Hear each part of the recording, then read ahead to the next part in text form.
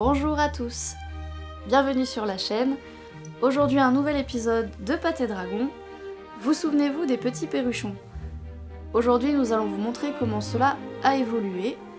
Nous allons également vous montrer une petite créature bien étrange. Et malheureusement vous apprendre une mauvaise nouvelle. Je vous dis à tout de suite.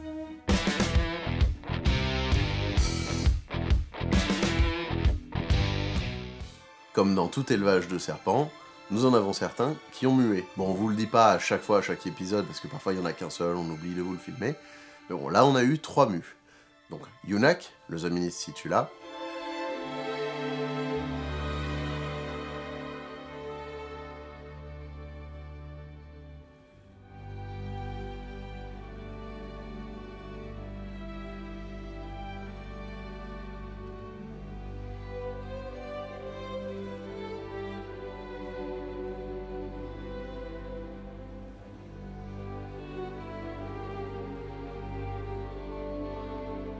Mitra, le Zaminis persicus,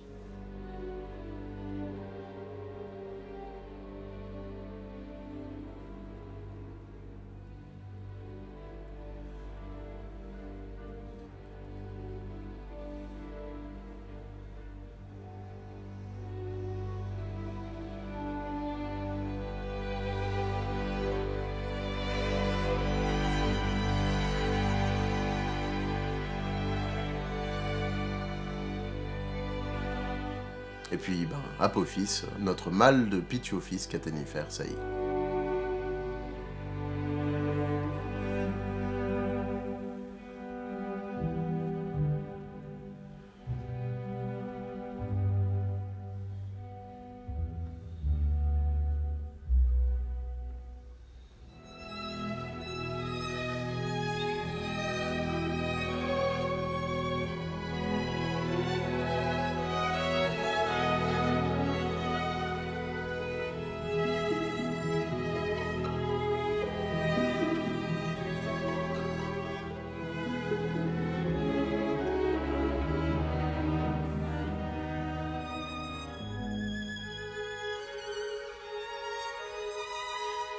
Voici donc la fameuse créature étrange. Je suis désolé, au moment où je l'ai attrapée et donc où j'ai voulu vous la montrer, je n'avais malheureusement qu'un saladier en céramique sous la main et je n'avais même pas l'appareil photo. Donc vous aurez des images faites dans ce pauvre décor blanc uni et au téléphone. Pour ceux qui s'y connaissent en insectes, ils l'auront reconnu, la courtilière. Autrement appelée la taupe grillon et de son nom scientifique Gryotalpa. On l'appelle comme ça parce que c'est un grillon, et vous remarquerez ces pattes avant qui reprennent la forme des pattes d'une taupe, donc sur des pattes fouisseuses, parce que c'est un insecte qui est fouisseur, donc il va créer des terriers. Il est principalement réputé pour son côté nocif, enfin destructeur dans les jardins, parce qu'il va se nourrir des racines de certaines plantes, mais il faut aussi savoir que ça reste un auxiliaire à la base qui va permettre d'aérer le sol grâce à ces terriers qui sont assez conséquents. C'est toujours une question de densité de population évidemment, mais nous sommes malheureusement sur une espèce qui est à l'échelle de la France de plus en plus rare et qui du coup reste un insecte à protéger. Ici c'est une femelle qu'on peut sexer grâce à l'absence d'organes stridulatoires. Si je retrouve une image de mâle, je vous mettrai du coup en évidence l'organe stridulatoire.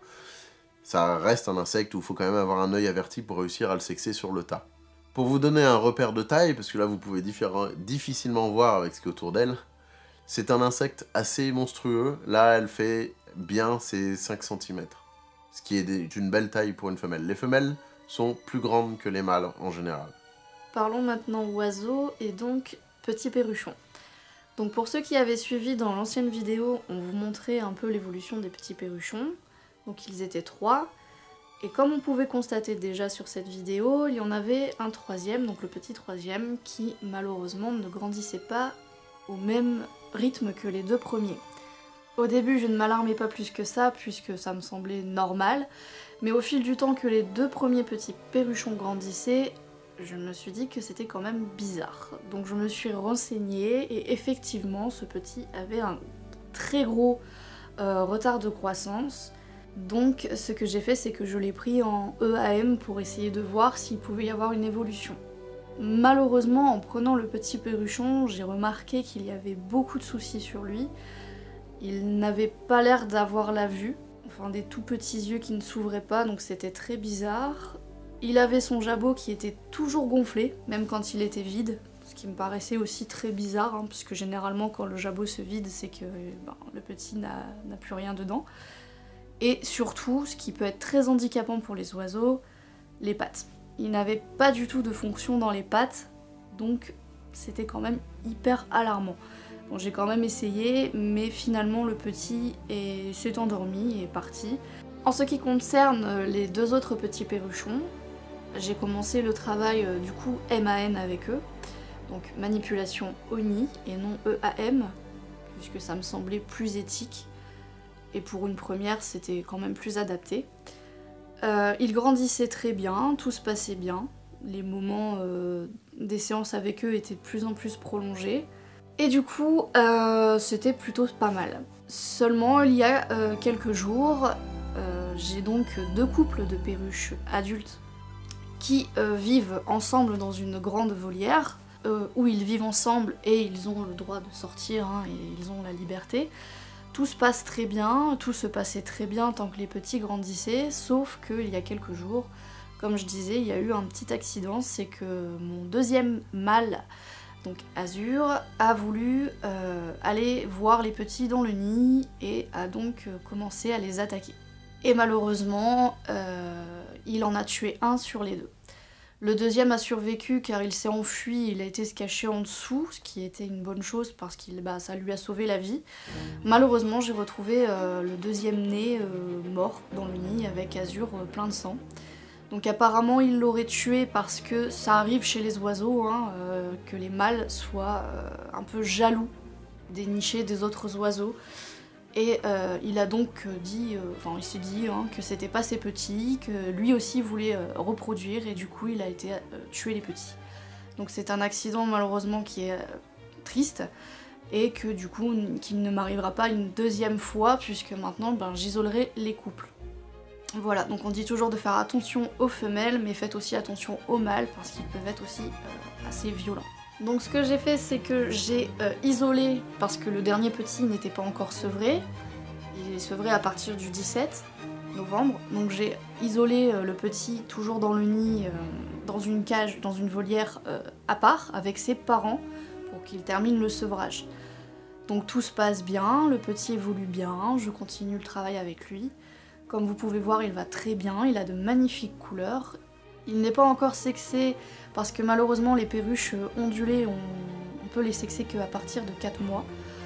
Donc bon, peu importe que ce soit un mâle ou une femelle, de toute façon celui-ci restera à la maison. Quand il sera sevré, je le séparerai des parents, hein, pour éviter toute consanguinité bien sûr. Et j'attendrai des prochaines nichées pour qu'ils puissent avoir des compagnons.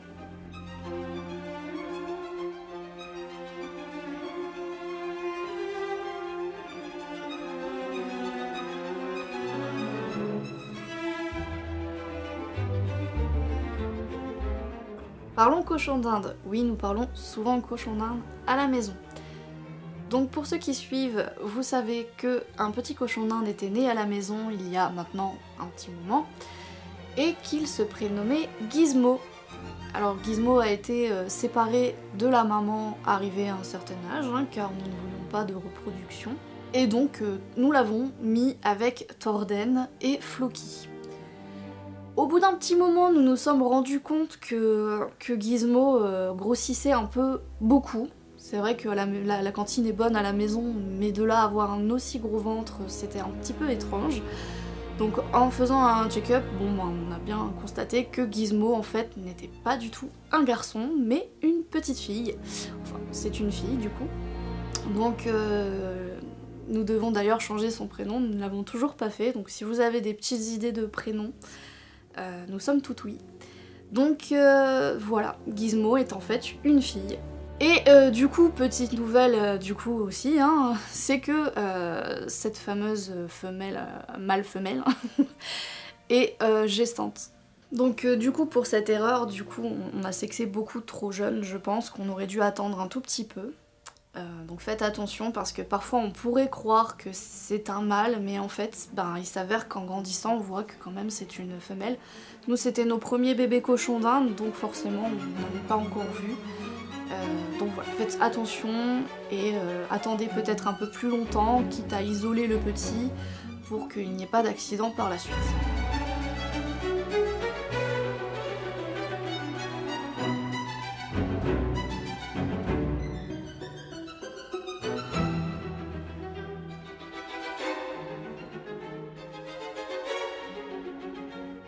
Suite à un placement, nous avons accueilli un petit nouveau, un petit cochon d'Inde skinny.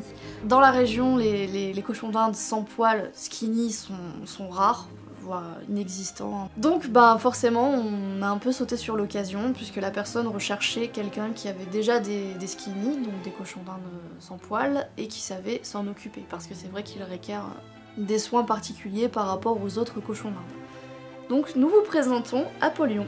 Donc c'est un petit mâle qui a un petit caractère, qui est très gourmand et qui nous rappelle beaucoup Bjorn, physiquement, mais même son mental, il est incroyable.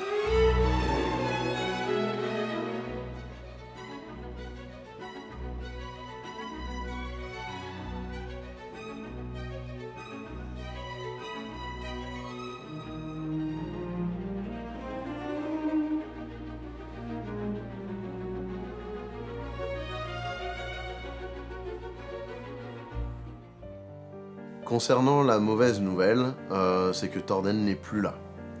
Donc ça s'est passé la semaine dernière. J'étais au travail et Justine l'a retrouvé froid dans son parc, mais encore vivant. Elle a tenté de lui faire les premiers soins, de le réchauffer, de le nourrir un peu. Impossible de lui faire avaler quoi que ce soit, et impossible de le réchauffer, il est parti en quelques minutes. Donc moi je n'étais pas là. Concernant le vétérinaire, il n'aurait pas pu agir à temps, rien que le temps d'y aller. Et nous n'avons absolument aucune explication de qu'est-ce qui s'est passé. Voilà. Donc c'est une épreuve difficile parce que Torden était vraiment une de nos mascottes. Et on restera avec cette perte sans aucune explication et totalement fulgurante dans l'esprit.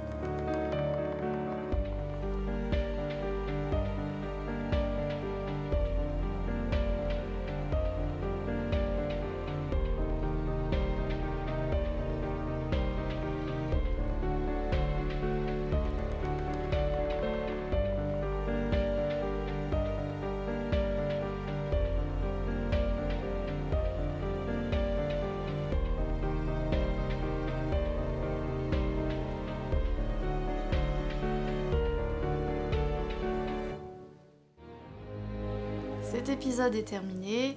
Donc en ce qui concerne la Top Grillon, dites-nous si vous êtes intéressé par le fait qu'on puisse vous partager des petites rencontres animalières que l'on peut croiser en balade ou autre. N'hésitez pas. Pour revenir aussi sur Gizmo, on l'appelle Gizmette en ce moment, mais on aimerait bien lui trouver un prénom. Si vous avez des petites idées, n'hésitez pas aussi en commentaire. Je vous dis à bientôt et n'oubliez pas de partager la vidéo, c'est gratuit et en plus ça nous donne beaucoup de soutien. De vous abonner si vous n'êtes pas abonné pour voir les prochaines vidéos. Et je vous dis à dans 2 semaines pour une vidéo un peu plus aquatique que d'habitude.